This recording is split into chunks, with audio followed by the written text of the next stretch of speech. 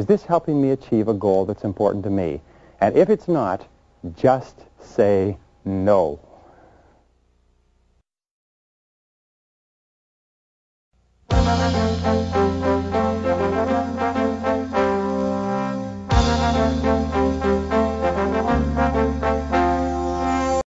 Say no.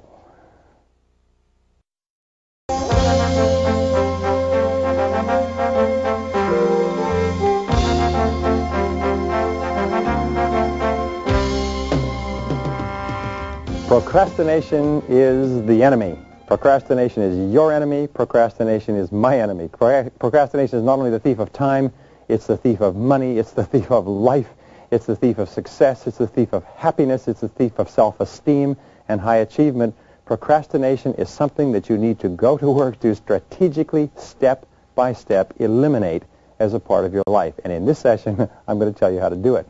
The wonderful thing about procrastination, if there's anything good, is that when you eliminate procrastination, you have the key to success. Let's start off with that point. Number one, the elimination of procrastination is the key to success. In fact, you cannot imagine a successful person who's a procrastinator, and you cannot imagine a person who gets things done immediately who is unsuccessful in any way. So, number two is, in order to overcome procrastination, you need good organization. You need good organization. You need to take the time to think and plan. You need to take the time to think, what is it you're trying to do? How are you trying to do it? What are the most important things that you've been hired to accomplish? What are your key result areas? What are your most important priorities? And so on. So what we've been talking about up to now is giving you all the tools necessary, including eliminating the time wasters and especially eliminating this one. So now you're well organized. You've got your goals. You've got your plans. It's time to go. What are the obstacles to eliminating procrastination? Well, here's one of the primary ones. We talked about it very early, and it's the difference between the urgent and the important. We said before that the urgent is seldom important and the important is seldom urgent. But what happens is that the important things, the ones that are not urgent, are the ones that can contribute the most to our lives. They're also the biggest tasks, and they're the ones that have the greatest negative consequences if we don't complete them on time. What is important eventually becomes urgent. So what do? We don't allow ourselves enough time. We hurry and try to get a lot of things done in a short period of time. We don't do them as well as we could, and our critical, biggest opportunities for high performance are kicked out from under us. The natural tendency to delay on our important but not urgent tasks builds the habit of procrastination, and pretty soon, if we're not careful, we start to procrastinate on everything. Well, the fourth key to overcoming procrastination is to use procrastination in this way. Use what we call creative procrastination. Creative procrastination is another way of calling it or referring to completion by deletion. Creative procrastination says that since you can't do everything, law of forced efficiency, you have to do something. So what you do is you procrastinate on the 80% of tasks that only account for 20% of your results, so that you have enough time to spend the 80% of your time on the 20% of your tasks that account for the 80% of your results. Are you with me on this? In other words, you consciously choose what subjects or what areas or tasks you're going to procrastinate on, and then you deliberately refuse to do those things because they do not contribute to the most important goals you have set for yourself. We say, by the way, that intelligence, if you want the highest hallmark of intelligence is doing those things that move you toward the accomplishment of your most important goals. And the flip side of intelligence is lack of intelligence or stupidity, and stupidity is not doing the things that move you towards your goals or doing things that move you away from your goals. So creative procrastination is very important. What things are you not going to do so that you have time to do the things that you have to do in order to be successful? Now, the fifth key is to launch. The fifth key with regard to procrastination is to get on with it. Get on with it. The natural tendency for most people is they procrastinate. They give in to the tendency to clear up small things first. And by the way, the more you work on small things, the more they multiply, so you never get them all done. And they procrastinate. So the way that you get started on your major task is you launch. In fact, a longitudinal study indicated that the ability to launch on something important is a critical factor of success. And here's a couple of techniques that you can use to get started, to launch. The first technique is what is called the salami slice technique. Now, when we look at a large job or task, it's usually overwhelming and it daunts us, and we have a tendency to make excuses and to put off getting started until everything is just right. The salami slice technique says when you take a loaf of salami, you don't try to eat the whole thing at once. What you do is you just carve off a slice. And with regard to procrastination, you take your most important task and you write out a list, a clear plan and a list of everything that you need to do, and then you slice off one piece and you do just that. Maybe you just make a phone call. Maybe you just assemble some information. Maybe you just prepare. But you slice off one small piece and you do that until it's complete. Don't worry about anything else. A second method, which is similar to this, is what is called the Swiss cheese technique.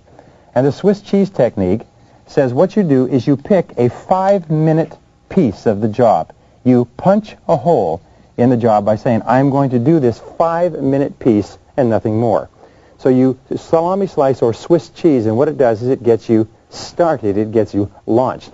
Very often, by the way, once you get started, they say well begun is half done. Once you get started, sometimes you'll have the momentum. You'll develop what they call the big mo, the momentum, and you'll start working toward getting it achieved. Now, the seventh key to overcoming procrastination is to establish a reward structure for yourself, a reward schedule. Now, a reward schedule we've talked about before just simply says this, is if you have jobs that you procrastinate on, give yourself an organized reward for each thing that you're going to do. When we talk to salespeople, for instance, we say you have to make a certain number of prospecting calls. Well, if you like coffee, do this. Instead of giving yourself a cup of coffee just when you come in, give yourself a cup of coffee after you've made 5 calls. Do you like cookies? Well, break up a cookie and give yourself a piece of cookie. Train yourself the way you would train a dog, if you like, with rewards, and then be very strict with yourself. This is where you see what you're made of. It's one thing to say I'm going to give myself a reward only after I have done it. But then can you stick to it? Because if you can stick to it, not only is it a mark of character, but it will help snap this habit of procrastination. Now, number 8 is develop a sense of urgency. We said earlier that senior executive officers were asked what characteristics would most put a person on the fast track. And they said the first one was to separate the relevant from the irrelevant, to do what is important, to set priorities. The second is to get on with the job and do it fast. Develop a sense of urgency. A sense of urgency is possessed by less than 2% of the population. And you know something? Just about everybody works for them. A sense of urgency means that when the job comes up, you get going. You do it now. Do it now. Do it now. You say to yourself over and over again, I do it now, do it now, do it now. Some companies used to get everybody together in the morning and they would say, I do it now, do it now, do it now, 50 times a day. And what this does is it programs this command into the subconscious so that you're unconsciously impelled into doing your most important task. A sense of urgency is one of the rarest of all qualities, but because today the biggest problem that we have is what is called time poverty. In other words, everybody feels short of time. We have more money than time in many respects. So when a person does things for us fast, gets back to us fast, calls us fast, helps us fast, we consider that person to be more capable, more competent, more reliable, more dependable, smarter, more better performer, and everything. So therefore, when your boss asks you, when your customers ask you, when important people to you ask you for things, do it quickly. And this brings us to number 9, and it is that fast tempo is essential to success. Fast tempo in every study is essential to success. What does that mean? It means that successful people work quickly. They work at a higher, faster tempo. In the same period of time, imagine someone driving at 25 miles an hour and someone driving at 75 miles an hour, and they both drive for an hour. Well, at the end of the hour, the person driving at the higher speed will have covered a lot more ground. The person who works with fast tempo gets a lot more done in the same period of time. But here's another point, is when you have fast tempo, you have more energy. The harder you work, the faster you work, the more energy you have. The higher your self-esteem, the better you feel. The slower you work, the more tired you get, the more depressed, the less energy you have. So fast tempo and a sense of urgency go hand in hand with great achievement. Number 10, once you get started towards your job, don't stop. Once you get launched, don't stop. Discipline yourself, and here's where the key comes in. Discipline yourself to stay at it. Keep your head down. Keep saying, back to work, back to work, back to work. Get yourself in the physiology, the body language of high performance. But once you get started, don't stop. Just keep on going, keep on going. Now here's another technique that you can use to overcome procrastination, and that is to start your job on the outside. Start your job on one of the smaller tasks that you have to do. You see, a task has a lot of little jobs that have to be done. It also has core jobs. So start on the outside and do something small. Another thing that you can do, if you have the right temperament, is start on the inside. And start with the core task. Start with the most important part of the job that has to be done, and do that. Either one of these will often get you going. The 13th key to overcoming procrastination is start with the worst. Start with the worst possible thing that you have to do every day. There's a little joke that says that if you get up in the morning and you eat a frog first thing in the morning, what will happen is that you'll overcome procrastination because you'll know that the worst thing that could possibly happen to you has happened to you already. You've eaten a live frog. What this means is we get up in the morning and you start off with the most unpleasant task. They've done several studies with regard to exercise, by the way, and they find that people who exercise first thing in the morning are several times more likely to continue exercising than people who wait until later in the day, because later in the day there's always a reason to procrastinate. So therefore, start off your morning, start off your workday by doing the most unpleasant but often the most important thing first. Now, number 14. Many people are motivated to do things as a result of fear. So therefore, ask yourself, what are the negative consequences of not doing this job and getting this job done on time? What are the negative consequences? When you think very clearly about what might likely happen to you if you don't do the job well, often it will motivate you toward doing the job. Now, other people, number 15, are motivated by desire. How do you motivate yourself by desire? Well, you visualize the job as complete. Visualize the job as 100% complete, and think of all the positive benefits that will accrue to you by doing the job and doing the job well. Best technique, use them both. Think what might happen if you don't get it done. Think what might happen when you do get it done. And the combination of those two will often impel you forward. Number 16 key is designate a particular time to work. Say, look, I am going to work for 15 minutes on this task from 8 a.m. to 8:15. And just give yourself a specific time. Now, you may give yourself 30 minutes or 90 minutes, but instead of worrying about getting the whole job done, just to designate a specific time and say, after this, I'll go on to something else. Often this will break the back of the procrastination and will launch you into it. Number 17 key to overcoming procrastination is to pick one area where procrastination is hurting you. Now, this is important. One of the major reasons why people fail in developing new habits is when they start with a habit, they're usually highly motivated, but then the hard work begins and their motivation drops and they quit. What you need to do is, instead of trying to start a whole lot of things, do just one thing. Pick one area where procrastination is hurting you. It's holding back your career, and make the decision that you're going to defeat procrastination in that area. Just like a military principle, select your enemy, procrastination, select the area or your choice of terrain and go to work to hammer procrastination in this particular area. The wonderful thing is this, is that overcoming procrastination in one area has a halo effect and enables you to begin overcoming procrastination in other areas. Whereas if you try to beat procrastination in your whole life, what will happen is you'll hit this dip. It's called the motivation dip. You'll hit this dip, and what will happen is you won't overcome procrastination anywhere. So start off by picking one area where it's hurting you the most and go to work. If it takes a day, a week, a month, affirm, visualize, plan, organize, use all of these ideas, but kill procrastination where it seems to be holding you back. And this brings us to number 18. A good plan, very carefully worked out in detail and in writing, is one of the most powerful tools of all to defeat procrastination. So sitting down and thinking through your goals very clearly, planning your goals, planning your activities, setting priorities, working out a schedule, working out a project management sheet, and putting it in writing is a very powerful way to launch or drop kick you into doing the job. Number 19 is to remember the 20-80 rule. The 20-80 rule says sometimes the first 20% of what you do accounts for 80% of your results. Sometimes what you need to do is just launch yourself into the first 20%, and then you're over the hill and you're on the way down toward completion. The last two, number 20, are rationalization. Rationalization always accompanies procrastination. Rationalization is making excuses for not doing what we know we should do. So don't allow yourself to make excuses because it leads to insanity. All right, and finally, number 21 key is to set deadlines. Deadlines are a powerful way to overcome procrastination. Is set a very clear deadline for yourself, promise yourself, and promise other people that you're going to have the job done by that time. Encourage those other people to check on you. Keep them informed.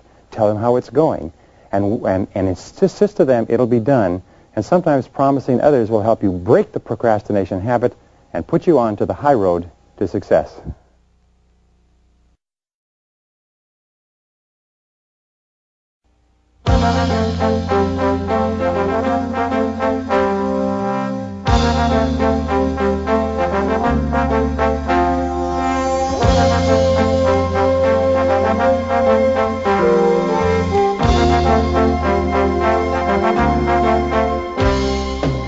One of your main jobs in life is to make a significant contribution to your company and to become extremely successful in your career. And your success is going to be largely based on two laws or principles. The first law is called the law of accumulation. And it says that every extraordinary achievement in human life is the result of thousands of ordinary efforts that nobody ever sees or appreciates. And the second law, which is a sub-law of this, is called the law of incremental improvement. And it says that great successes in America, successful men and women, are those who become better incrementally, a little bit at a time, every hour, every day, every month, every year. Nobody makes big jumps from where they are to where they want to be. What they do is they go to work, and especially they go to work on themselves to get onto the fast track and to stay on the fast track. And in this session, I'm going to give you a series of ideas, the best I've ever learned, on how you can dramatically accelerate the speed at which you grow to the top of your field. Now, let's start off with the first of all. You've heard this many, many times. The first thing you've heard is that knowledge is power. Knowledge equals power. However, it's not that simple. It's not just knowledge. It is practical knowledge that can be applied to getting the critical results in your particular field. It is knowledge that you can use to increase your value and to increase the value of your organization. So the more knowledge you take in that you can use to do something with, the more successful you'll be. In one study a little while ago, they concluded that the top people in every field were different from the others because they simply know more than the average person. They have more knowledge. It's one of the finest and fastest forms of leverage and one of the best ways to accelerate your career that you can imagine. Because we know, number two, is that information and knowledge is doubling every 7 years in America in every single field. That means that in order for you to keep up, your knowledge has to double every 7 years as well. In fact, we know that today, this year, they will publish 2 million articles and 100,000 books. And in order for you to keep current, you have to double your knowledge, or you don't stay in the same place. You actually start to fall behind. Now, the third point is that your success in life will be in direct proportion to the amount of useful information that you have. Sometimes all you need is one key idea at the right time and the right place to totally change a situation, to have an insight or to see a method or a technique that you can use that can dramatically change the whole future of your business and your career. Now, here's an important point with regard to information and knowledge, is that the amount of knowledge you have can be like the amount that is in a bucket or a pot. When you start off your career, the amount of information or knowledge that you have is limited. So the amount of rewards that you have is equally limited. Your rewards and your knowledge, your practical knowledge, will be equal. As you increase your knowledge, you increase your rewards. As your knowledge and information goes up, your rewards go up, and as your knowledge and information go up higher and higher, your rewards get higher and higher. But here's the point. Your job, of course, is to put as much knowledge and information into this pot as possible, but there's a leak. There's a drain in the bottom of the pot. What does it mean? It means that some of your knowledge is draining out all the time. It's becoming obsolete. So, if you stop putting new knowledge into the top of the pot, you don't stay in the same place. You actually start to fall back. Now, what's one of the finest ways that you can upgrade your knowledge? Stay on the fast track. Keep up. And it is to read. And it is to read 1 hour per day. Reading 1 hour per day can change your life. Reading 1 hour per day will make you an expert in as little as 3 years. Reading 1 hour per day will make you a national authority in 5 years. If you read 1 hour per day, it'll translate into approximately 1 book per week. Now, this doesn't mean newspapers. This doesn't mean television guides or magazines. It means reading mental protein, reading something that teaches you something educational, something that helps you to advance in your field. The average adult has approximately 72 discretionary hours a week. That means that you sleep 8 hours, you work 8 hours, you've got 72 hours left. What we're saying is take of those 72 hours and spend 7, or tithe if you like, invest 10% of your discretionary hours in your field. It'll translate into a book a week. It'll translate into 50 books a year. It'll translate into more than 500 books in 10 years. Now, the average American, the average adult American, reads less than one nonfiction book a year. If you were to read only one nonfiction book each month, not once a week, but once a month, that would put you into the top 1% in professional development in America. So read 30 to 60 minutes each day, read one book a week, read 50 books a year, and it'll move you to the top of your field. Absolutely guaranteed. Number 5, key to keeping up and staying on the fast track, is use what we call the Stu Leonard method. Now, what Stu Leonard is one of the most famous retailers and grocery store operators in the world, and what he found is he reads voraciously. He reads and he takes notes. But what he does is he takes and he'll read a book and he'll underline all the key points in that book. Then he turn the book over to his secretary, have the secretary type up and take not a synthesis, but a synthesis of the key ideas, type it all up and make it available to him and to other people so that he can go over all the key ideas in a book, and his staff can do the same thing too. So use the Stu Leonard method by reading books, underlining the key points, and then having somebody summarize them all. The 6th key point to keeping up is to read key magazines. There are key magazines in business, and there are key magazines in your field, and you need to keep current with them. At the same time, you need to discontinue magazine subscriptions and newsletter subscriptions and even newspaper subscriptions that don't contribute to your major goals. So read Forbes, read Fortune, read Success Magazine, read Inc., read the key trade magazines in your field. Why? It's because the top people in every field read the magazines in their field. The inferior people read the newspapers, they read irrelevant things, or they just watch television. Number 7, use what is called the rip and read method. Most people are getting too much information and they can't handle it all, leading to what is called pileitis. We keep making piles and piles of materials that we intend to read sometime but we never get to, and the material becomes more and more obsolete.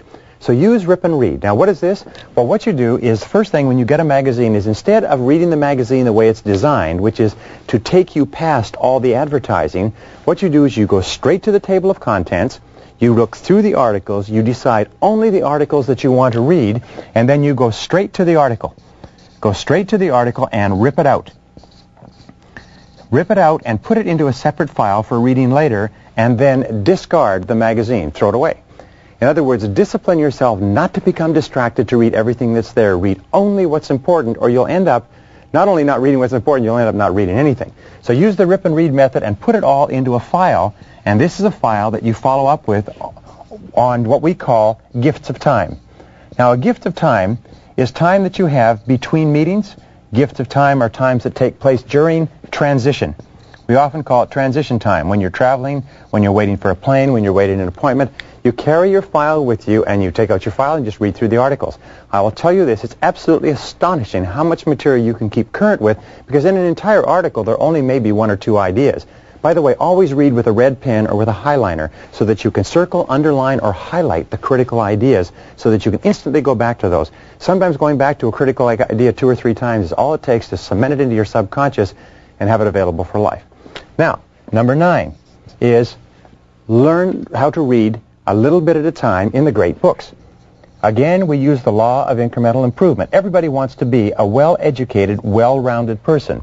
But what they have found is that if you take the great books, and there's about 100 of them that are put out by, I believe it's the University of Chicago, if you read 15 minutes each day in the great books, you will read all the great books in the course of your lifetime. So at the end of the day, instead of reading something light or pablum, just take a great book and read 15 minutes and think about it, sometimes before you go to sleep. I was speaking to an author the other day, and he said this wonderful thing. He said, if each day you read 1 poem, 1 short story, and 1 essay, in 3 years you will have read 1,000 poems, 1,000 short stories, and 1,000 essays, and you will have spent less than 1 hour a day. Not only that, you'll be one of the best educated people in the entire country. the quality of your thinking, your ability to use your mind to accomplish your results will expand dramatically. Now, if you're going to do a lot of reading, and by the way, some people say, well, I'm not very good at reading, then learn how to read. If you didn't learn how to read in school, then take remedial reading courses, because all readers are leaders. Leaders are readers, and readers are leaders. So learn how to speed read. First of all, learn how to read well. Set it up as a challenge or a goal. Then learn how to speed read. Take a speed reading course. The fact is, they guarantee that you will triple your reading speed in the first lesson in a speed reading course, and they're right. They do it. Use what is called the OPIR method when you read a book. The OPIR method is, first of all, overview. Take a quick look at the book. Outside book, the writer, the author, the jacket, the quotations, to decide whether you want to read it at all. One of the fastest ways to save time in reading a book is to throw the book away if it's no use to you. Second of all, do a preview. Now, in a preview, what you do is you read the table of contents through, and then you quickly flip through the book to look at the title headings, look at the subtitles, look at the layouts, charts, graphs, and so on, to get a feel for the way the book is read. Third, you do what is called an in-view. Now, an in-view, you always read for purpose. In other words, once you've done your overview and your preview, say, what do I want to get from this book? And then in your in-view, seek the purpose of what you're looking for. And number 3 is your review. Immediately after reading the book, do a quick review of the book. This will take about half to 2/3 of the time it takes to read a normal book, but it will double, triple, quadruple the amount of retention. Your retention level will go up to about 80% in reading a book like this. And you'll be amazed at how many books you can get through. The 11th key to high achievement and to keeping up is audio tape learning. Listen to audio tapes in your car. Audio tape learning was one of the greatest breakthroughs in education since the history of the development of the printing press.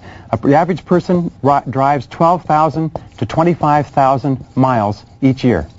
That works out to 500 to 1,000 hours that you spend behind the wheel of your car each year. You know what that means? It means 12 and a half to 25 40-hour weeks, or 3 to 6 months of 40-hour weeks, or 1 to 2 university semesters. You can become one of the best educated people in America simply by listening to audio cassettes as you drive around. Audio cassette learning has changed the lives of more people than you can imagine. And remember, you're in a big competition. If you're not listening to audio cassettes, your competitor is listening to audio cassettes and is getting the edge on you.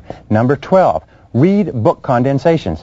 There are companies that condense books in written form and in tape form so that you can get the entire essence of a book that would take you 4 or 5 hours to read in 40 or 45 minutes. So subscribe to those. I subscribe to all of them, by the way. The 13th thing that you can do to keep up with your field is go to seminars. What is a seminar? Well, a seminar is not only a learning experience, it is compressed time. For every 1 hour that you spend in a seminar, it takes the seminar presenter 100 hours of study and preparation to learn and refine and distill that material and make it available for you.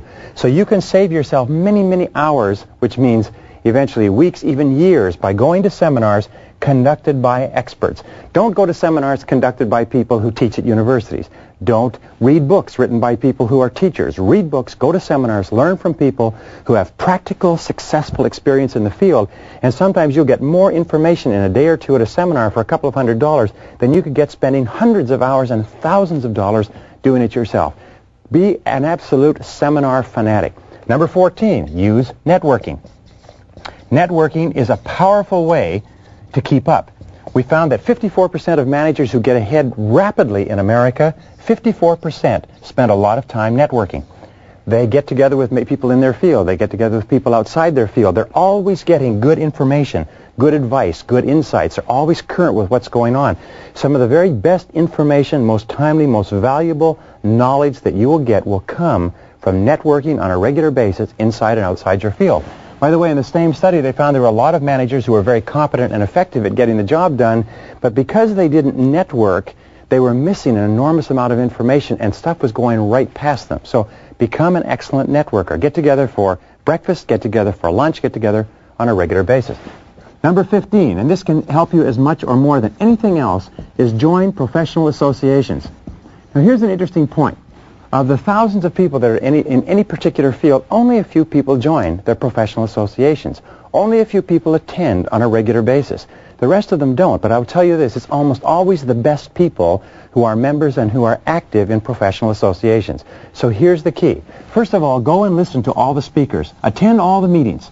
Remember, They are under the gun, and they have an onus to try to bring you the very best and most valuable speakers with the very best and most valuable information. Sit there and take notes copiously. Never sit there passively in a talk. Nobody's brain is good enough to absorb it, so sit down and take notes all the time.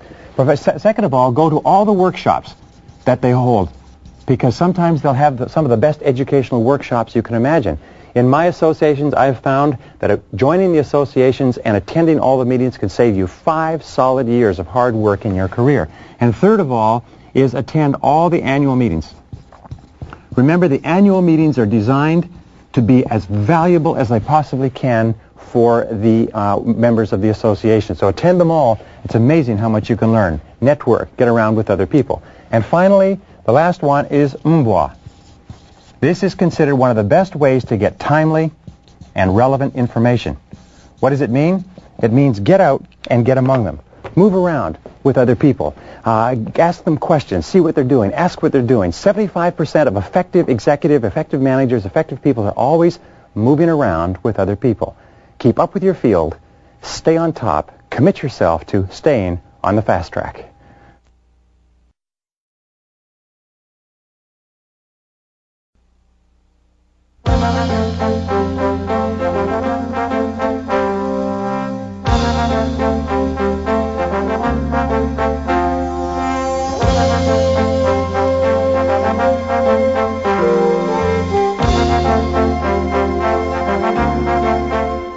One of the keys to success in relationships is communication.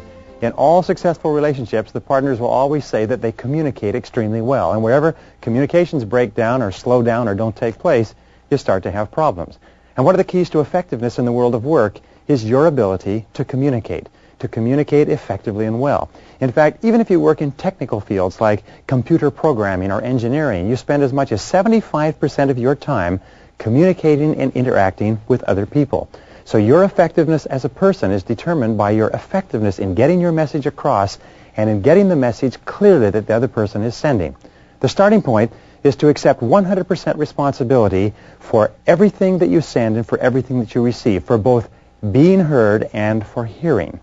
The quality of your life is largely determined by the quality of your communications. And by the way, there's 2 forms of communications. The first form is your interpersonal communications, the way you talk to yourself and dialogue with yourself and think and plan to yourself. And the other form of communications is the way you interact with others. And, of course, one affects the other. So let's start off from the top.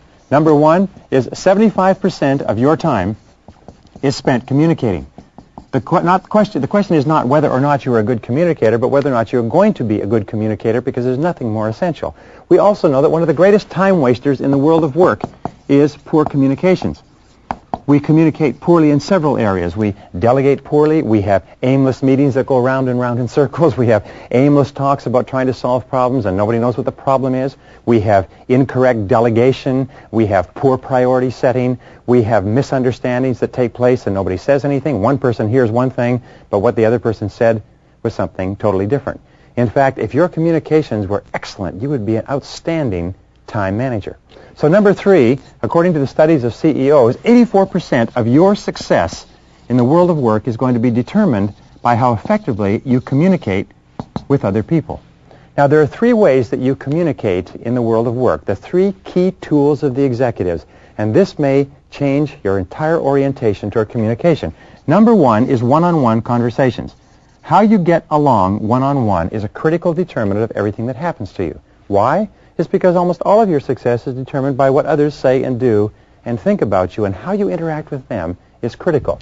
The second is your ability to communicate in meetings or in presentations in front of several other people.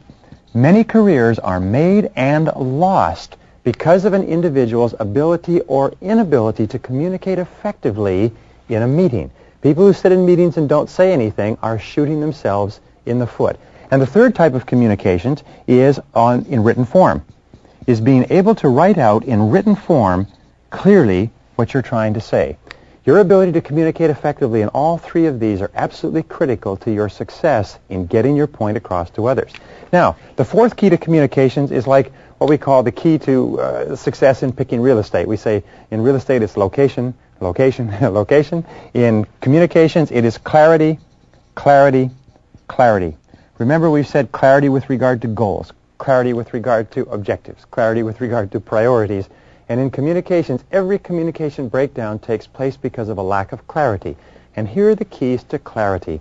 First of all, time. Take time to fully understand and to be understood. Second of all, attention.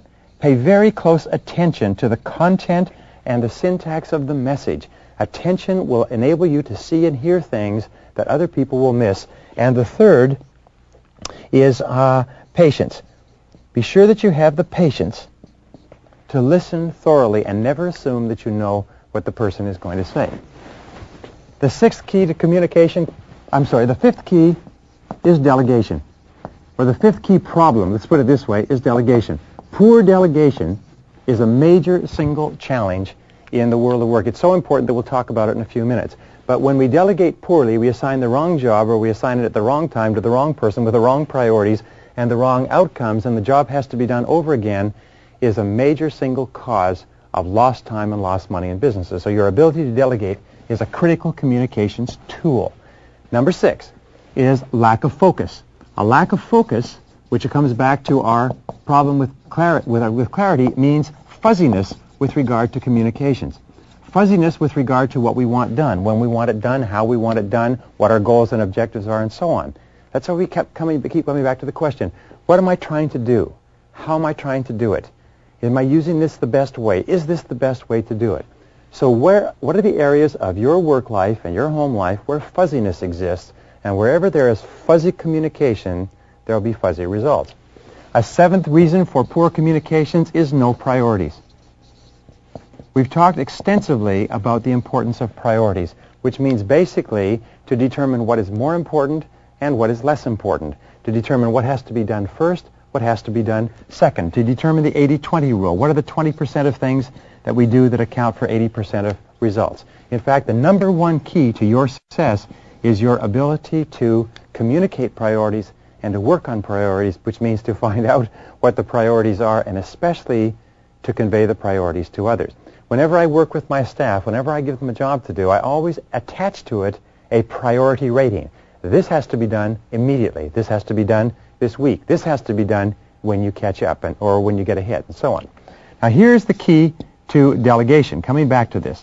Delegation is critically important because delegation enables you to expand your output from what you can do to what you can control. Let me repeat that. Delegation enables you to expand or multiply the value of yourself from what you can do personally to what you can control. Poor delegation, on the other hand, not learning how to do it, is a major reason for time loss. So here's the keys to delegation. First of all, think. The Thomas J. Watson reminder, think. What exactly is the job? Think through the job first. B is to match the person with the job.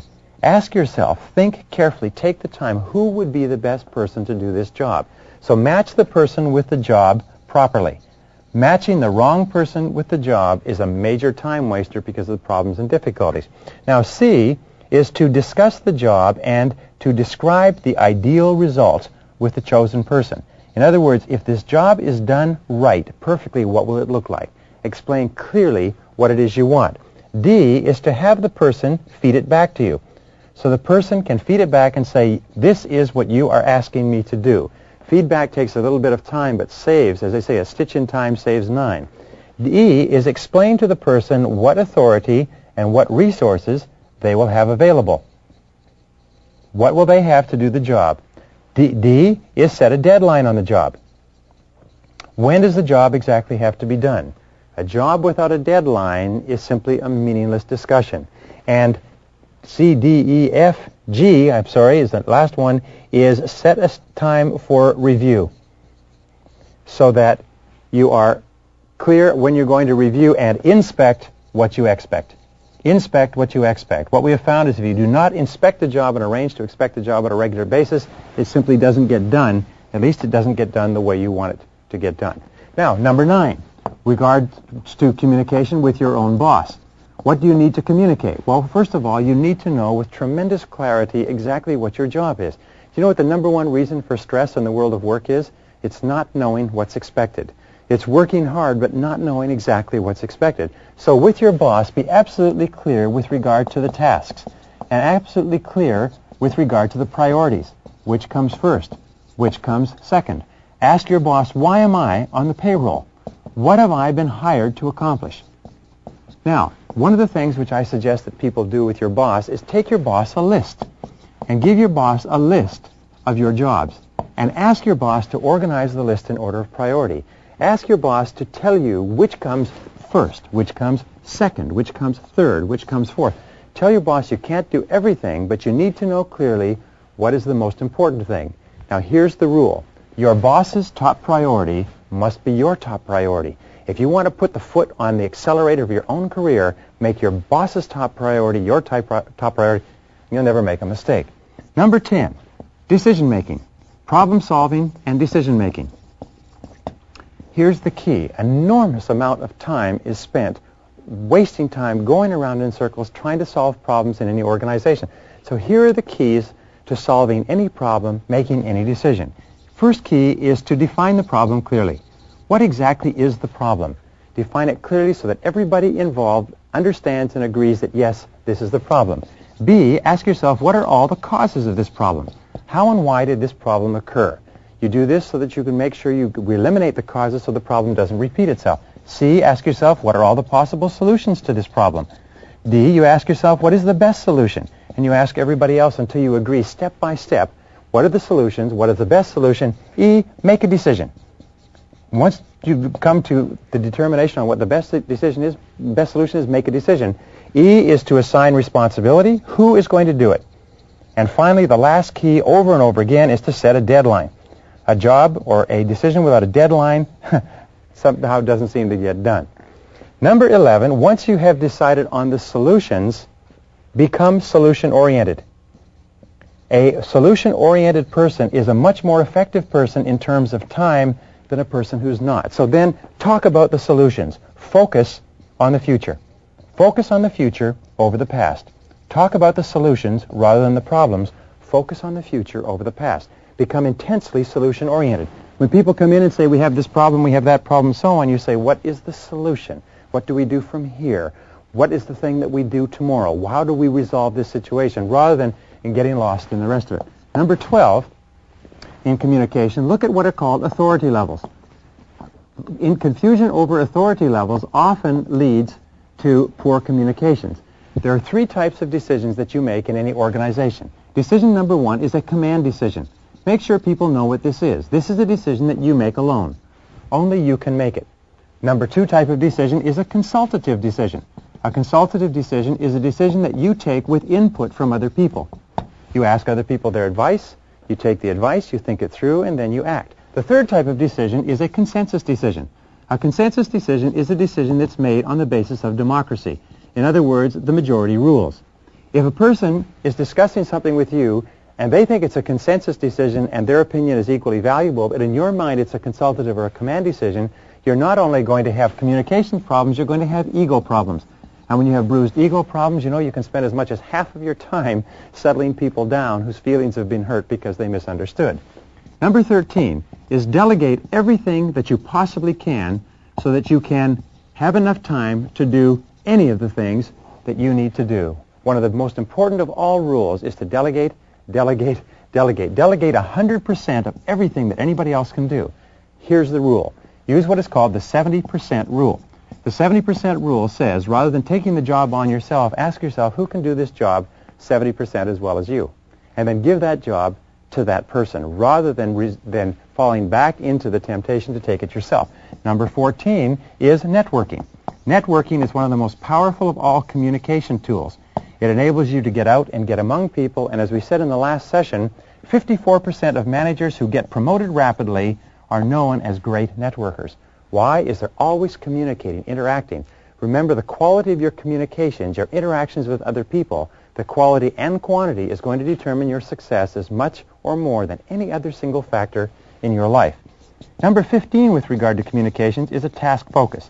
Now, a task focus means the very best of all conversations are conversations that are focused on the job, focused on getting the job done. In fact, the healthiest, most positive relationships in the world of work are when people have a task focus. What is the opposite? It's an interpersonal focus, where people are always talking about people and personalities. Whenever you've lost a task focus and people are spending too much time talking about other people and what they think and what they feel and what's going on and the dynamics between people, you have poor organization and overstaffing. People have simply too much time on their hands, or they don't know clearly what it is they're supposed to do in order of priority, when they're supposed to do it, and so on. Which brings us to number 16 with regard to communications. It's the difference between managing versus operating. If you're very successful at operating, which is doing the job, you will move up from operating to managing. You will, as we said earlier, expand from what you can do to what you can control. But the natural tendency whenever you have a difficulty is that you will revert back to operating. So resist this tendency. The number one reason for failure in the executive suite is people fall back to operating instead of managing. Resist upward delegation. Don't let people delegate their tasks back to you. When a person gives you a task, your job is to get them to do the job. Number 18, we're almost to the back here, teach your subordinates how to do parts of your job. One of the fastest ways to use your communication skills to improve your output is to teach other people what to do. And number 19 is to outsource. One of the very best ways that you can use your communication skills to increase your productivity, your output, your effectiveness, and your performance is to outsource everything that you possibly can. Anything that anyone else can possibly do inside and outside your company, you should get them to do in order to be an excellent communicator.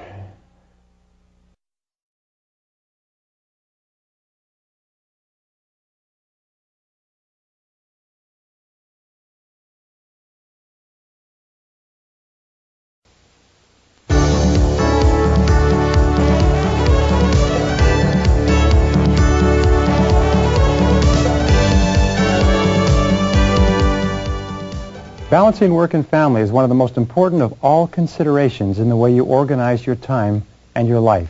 And we start off with this critical principle. Number one is that your happiness should be your chief aim in life. Not somebody else's happiness, but your happiness. Your happiness shouldn't be second, it should be first. Because here's the rule. If ever you make somebody else's happiness or something else more important than your happiness, you may get that, but you won't ever be happy. Abraham Lincoln once said, the very best way to help the poor is not to become one of them. The very kindest thing that you can do for other people is to be happy yourself. And this brings us to point number 2. Point number 2 is fully 85% of your happiness comes from your relationships with other people.